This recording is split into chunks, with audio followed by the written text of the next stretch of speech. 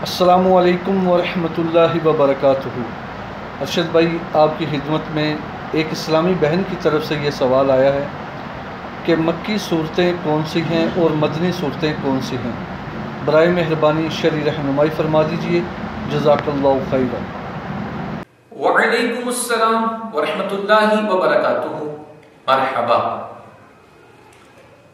جو صورتیں نبی کریم صلی اللہ تعالی علیہ وسلم کی ہجرت سے پہلے جو آیتیں، جو صورتیں نازل ہوئیں آپ کی ہجرت سے پہلے، وہ صورتیں، وہ آیتیں مکی کہلاتی ہیں، اور جو نبی کریم صلی اللہ علیہ وسلم کے ہجرت کرنے کے بعد نازل ہوئیں وہ صورتیں، وہ آیتیں مدنی ہیں۔